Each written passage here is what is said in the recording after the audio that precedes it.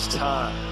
It is time to brew your best beer. The 2020 Sjporr Challenge Gold sponsors Bouncer.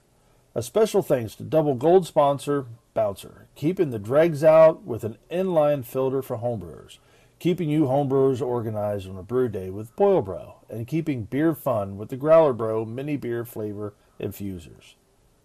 BrewTubers, online brewers club, forums, recipes, articles, new updates, brewing tools, and more. Yakima Valley Hops, fresh from the source to your kettle, supplying hops for homebrewers and the craft beer industry. Omega Yeast Labs, fresh, healthy, unique, pitch-ready liquid yeast for pro brewers and homebrewers. Jaded Brewing, home of the fastest immersion wort chiller, the Hydra, and other brewing supplies. Brady Instruments, supplying the world with high-quality, hand-blown, handcrafted, scientific instruments like the Sjporr Challenge Hydrometer Trophy. Hey folks, it's here, getting ready to do beer review number 3 for my Sjporr Challenge beers. So hopefully the camera is set up okay. I was on my way home from work and I called SJ and asked him to set things up so I could do my beer review when I got home from work before I even go in the house. Lots of reasons why, but anyway, it was just easier this way, so he kind of set everything up for me, got me all prepped and ready to go, so I was able to get home and pick out a beer and get my score sheet and get situated. So let's see what's happening this evening for the Sjporr Challenge beers. So again, I kind of recap in each of the videos that I'm doing that you have a basic score sheet here that we use for the challenge, that I'm looking at appearance, aroma, flavor, mouthfeel, and overall impression.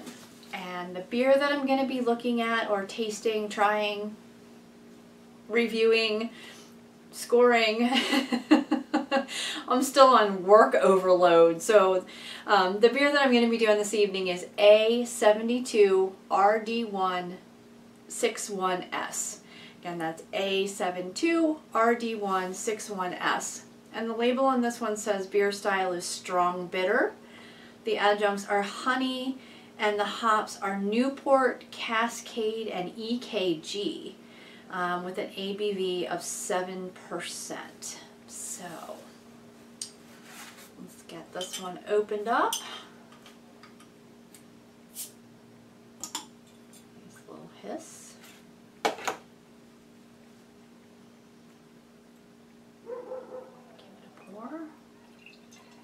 Some dogs barking in the background, neighbors out walking the dogs, people out getting some fresh air, keeping their social distance about them while they're chatting, which is good to see. I was out walking over the weekend.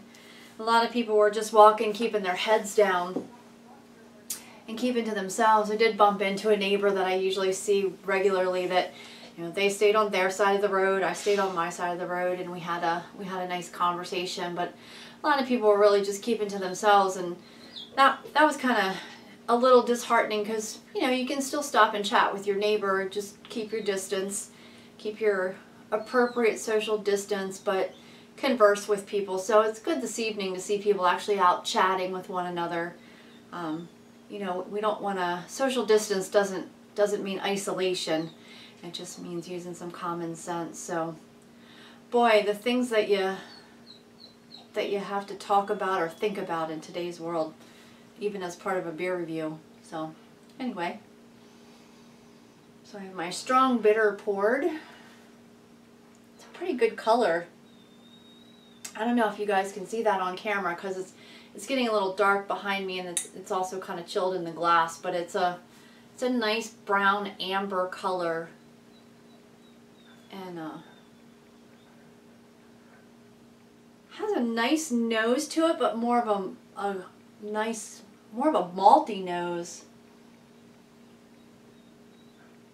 Yeah, very, very interesting. I'm excited to taste this one.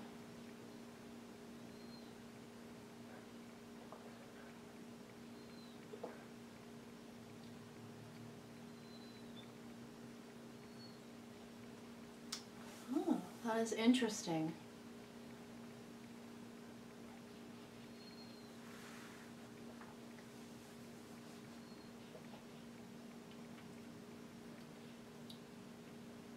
Okay, my initial thoughts on this one. It does have it is very malty. Almost a sweet malt up front. And then you get a little bit of a dip with a little bit of bitter, and then you get the malt again. So it's kind of an interesting profile there. I want to look up, I'm not familiar with that EKG hop. I want to look that up and see what it says about that. Just kind of sip on this a little bit and make a few notes. So I will be back and we'll do our wind up. I'll give you my final thoughts and some other comments about the beer. All right, thanks. Okay, I'm back with some tasting notes and some final thoughts. I like this style of beer. I like a strong bitter or ESB, different things. And oh, by the way, EKG, East Kent Goldings. Sorry, I told you guys my brain was still on work mode when I first got home. Didn't even occur to me that's what that was. So I turned the camera off and went, oh, duh. Anyway,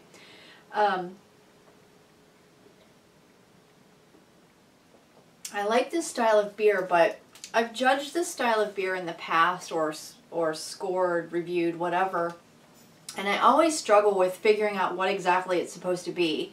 And I usually end up doing the same thing that I did again, and that is going to, even though this is not a BJCP competition, there are still sometimes some really good sort of guidelines or ideas or even definitions of terms within that realm of scoring. So I kind of went and did a little bit of look around on that, so to speak. Because I can never remember with a strong bitter where it's supposed to fall on the bitter scale. And a strong bitter can be from mildly bitter to moderately bitter. Color-wise, I think this one probably hits it pretty darn close. It is that dark amber or copper color. This one is very malty. It is, I would call this one definitely mildly bitter. It is not, it does not have a heavy kind of hit you hard bitter note. It gives you that little bit of dry off along the edges of your tongue, really like a strong bitter should. I try to do kind of one constructive criticism piece with each of these that I do. First of all, I want to say that I am enjoying this beer. I do like it a lot. My one comment would be I got a little bit of and not a lot, but a little bit of what I would almost describe as a seltzer taste. It's that thing that hits right on the tip of your tongue, and I was trying to figure out how to describe it, and SJ said do it in layman's terms. So when you're a little kid and you're like, what does that Alka-Seltzer tablet taste like? You like watch your parents drop the Alka-Seltzer in the glass and it fizzes up and you're like, you know, you're a little kid and you're curious and you stick your tongue on it and you get that like fizzy seltzery flavor on the end of your tongue. But just for a second, I picked up just a hint of that in this beer. And I'm not sure, you know, what that is. I don't know if this brewer maybe added a water treatment to it that didn't need to be added, or maybe mashed in too low. Hard to say. It is not enough of anything to detract from me enjoying the drinkability of the beer. I will say that.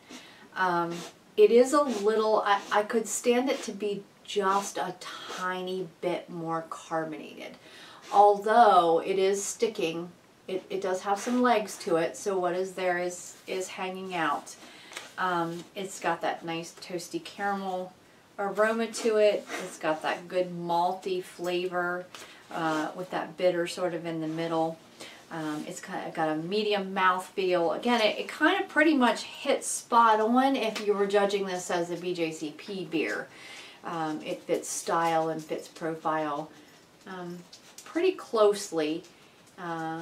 Definitely, overall impression is it's a good beer. I think it was well brewed. There is just that little tiny bit of seltzer flavor in there that you might want to go back and sort of figure out what happened there. but again, not enough to detract from me enjoying it. So, good job to the brewer, and cheers, everyone. Thanks. And thanks for tolerating my, as soon as I got home from work, beer review, because this one was probably all over the place. But we have fun doing them, right? Till next time, this is MM. Thanks.